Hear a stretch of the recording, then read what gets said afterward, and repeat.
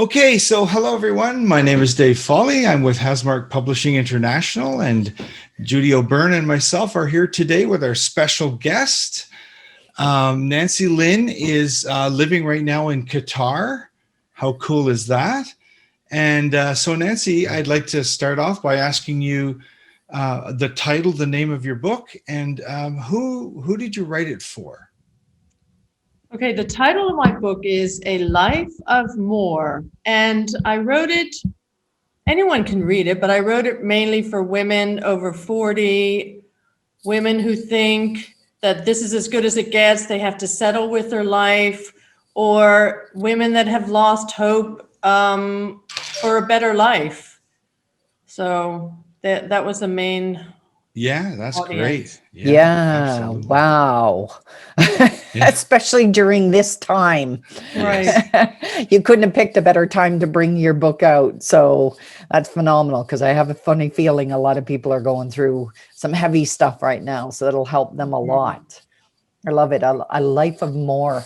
So how do so many people inadvertently create more of what they don't want rather than what they do want? So how does that happen?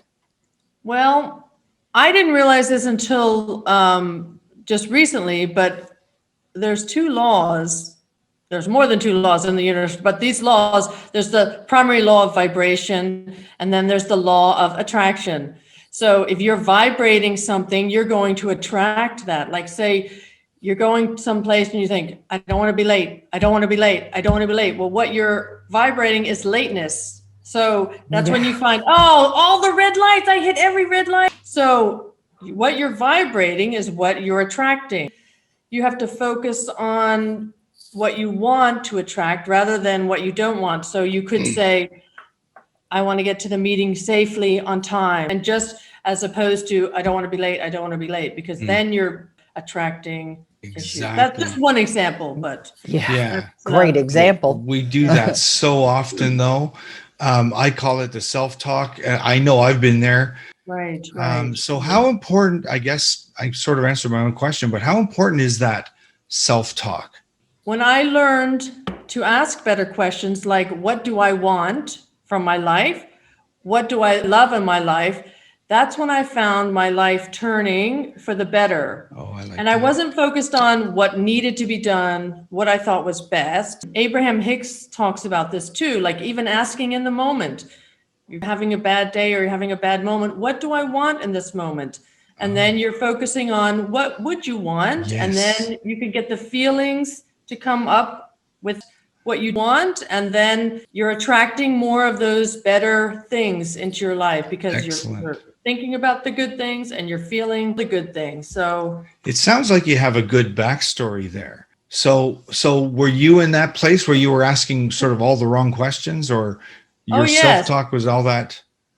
it Yeah. seemed like my whole life, well, most of my life, I was asleep. And That's a good I would word. get these jolts that would wake me up periodically when something bad or something I didn't like would happen. And I'd think, whoa. And I'd ask myself some questions.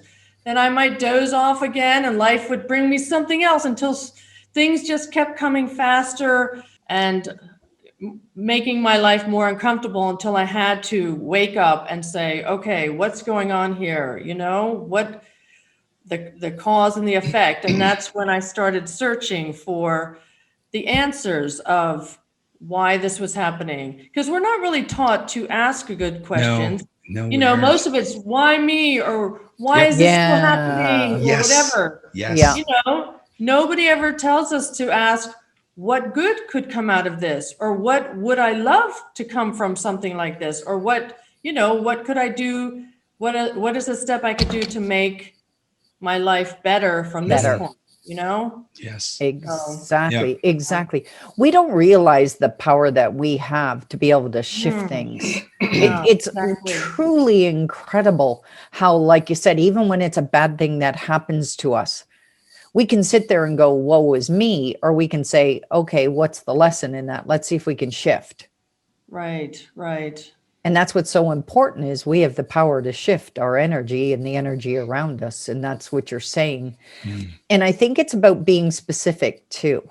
Yes, because the more specific you are, the more you can create what you want, because we know our thoughts are creative, right? We're thinking all the time.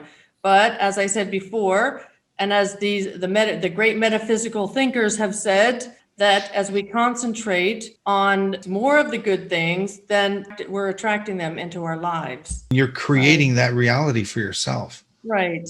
So I guess I kind of think we're kind of all over that right now, but what would you say is the greatest lesson your readers will garner from reading your book? Well, I hope that they will know that they don't have to settle in this life and that they can live their dreams, that it's not over yet. It's never too late. Unless you're 6 feet under, it's never too late. Yeah. You know? So, Yeah.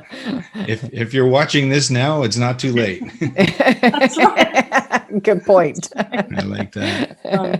And Exactly. on those, if I could leave something with my readers, it would be, I guess, more a triplet of a phrase than a sentence. And it would be that I hope that they would find healing from their past, hope for their future, but found in the now.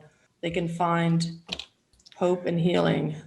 And with that, what are the questions that maybe we should be focusing on, or can you give us examples of those better great quality question. questions, especially in the moment?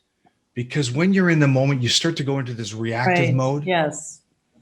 Yes. Well, I have to go back to Abraham Hicks, because I'm still learning and I'm still practicing Yeah. these things. And like something today, I heard someone told me something today that made me angry. And, I didn't want to dwell on the anger. And then, so Abraham Hicks tells us, what do you want? Even in this moment, how do you want to feel in this moment? Well, not angry. Well, how do you want to feel? And so it makes you think about your emotions, you're acknowledging them, you're recognizing them, you're not suppressing them, and that it gives you power to think, well, I want to feel better. I want to Yeah. feel, happier. I think because you're learning something, and when you, Yes. I get that. I love that. I think that's so Yes. powerful and so important.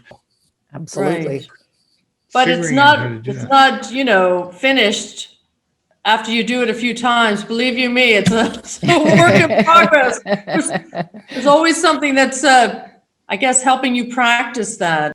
Even if you start with that one question, what do I want in this moment, right? Even if you Yeah. have to write it down, and stick it everywhere, to remind Yeah. yourself because once you spiral downwards with that, oh, I don't want this, I don't want that, I don't want that, then you're attracting all of what you don't want, because Right. that's what you're vibrating on. And so you're sending those out and you're attracting that. It sounds like an excellent concept to grasp. I can't wait for people to get their hands on the book. So, Nancy, augmented reality is a new technology that we have, and you've included this in your book.